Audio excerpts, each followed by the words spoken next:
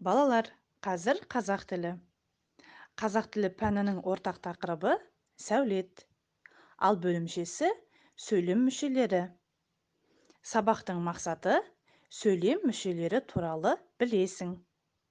Балалар, қазақ тілінен бүгінгі сабағымыздың оқу мақсатына жету үшін сендердің назарларыңа видеоресурс ұсынамын. Берілген видеоресурсты мұқият тыңдай қойыңдар. Сәлеметсіңдер ме, балалар? Сәлеметсіз бе? Сәлеметсіз бе?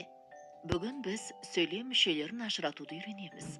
Алдымен сөйлем дегеніміз не екенін есімізге түсірейік. Қане, Тамирис, жауап берші.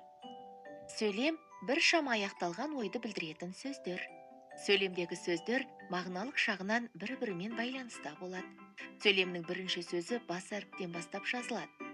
Сөйлемнің соңына нүкте, не сұрақ белгісі, не леп белгісі қойылады.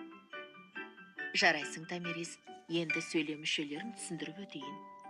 Сөйлем құрамында тұрып, белгілі бір сұраққа жауап беретін толық мағыналы сөздерді сөйлем мүшелері деп атаймыз. Мысалы, кім? Асқар. Қайда? Ауылға. Не істеді? Келді. Сөйлем мүшелері атқаратын қызметіне қарай тұрлаулы мүшелер және тұрлаусыз мүшелер болып екі топқа бөлінеді. Тұрлаулы мүшелерге бастауыш пен баяндауыш жатады. Тұрлаусыз мүшелерге анықтауыш, толықтауыш, пысықтауыш жатады. Ал енді балалар, мына тапсырмаларды орындайық. Дархан, мына карточкадағы тапсырмаға жауап бере қой. Сөйлем мүшелері дегеніміз не? Анықтамасын тап. Дұрыс жауабы, сөйлем құрамында тұрып, белгілі бір сұраққа жауап беретін толық мағыналы сөздер. Жарайсың, Дархан. Келесі тапсырмаға Алина жауап береді. Сөйлем мүшелері атқаратын қызметіне қарай қандай топтарға бөлінеді? Дұрыс жауабы 2 тұрлаулы және тұрлаусыз мүшелер. Жарайсың, Алина. Білгенің жөн. Мәтіннің мазмұнын болжау, берілген мәлімет, сурет бойынша мәтіннің мазмұнын алдын ала анықтау. Берілген суреттерге қарап, мәтін сәулет өнері туралы болатынын анықтауға болады.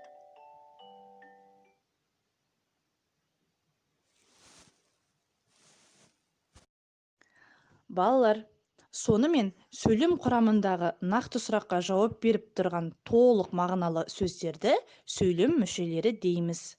Мысалы, Айдын мектепке келді. Енді осы сөйлемдегі әрбір сөзге сұрақ қойып көрейікші. Айдын кім?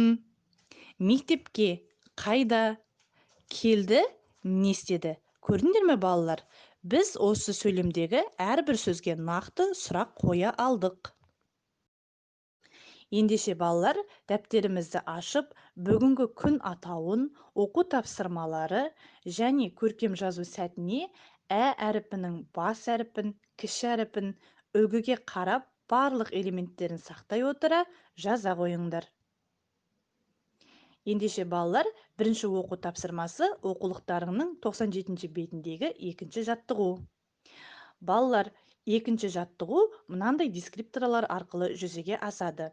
Бірінші, сөйлемдердің тыныс белгісін дұрыс қойып жазады. Екінші, сөйлемдерде неше сөз барын анықтайды. Үшінші, алғашқы сөйлемдегі сөздерге сұрақ қояды. Төртінші, көркем жазады. Екінші оқу тапсырмасы оқулықтарыңның 99-ші бетіндегі 4-ші жаттығу. Бұл оқу тапсырмасы мынандай дескрипторлар арқылы жүзеге асады. Бірінші, жақшадағы сөздерді сөйлемнің мазмұнына қарай өзгертіп, мәтінді көшіріп жазады. Екінші сөйлемде неше сөйлем мүшесі бар екенін табады. Үшінші, көркем әрі сауатты жазады. Балалар, тапсырмаларды орындап болғаннан кейін маған жекеге жіберуді ұмытпаңдар. Сонымен қатар, әдеттегідей кері байланыс бересіңдер. 3 леп белгісі маған бәрі түсінікті болды. Леп белгісі және сұрақ белгісі әлде де сұрақтарым бар. Сұрақ белгісі әлде де көмекті қажет етемін. Балалар, осымен қазақ тілі сабағы аяқталды. Келесі сабаққа дайындала қойыңдар.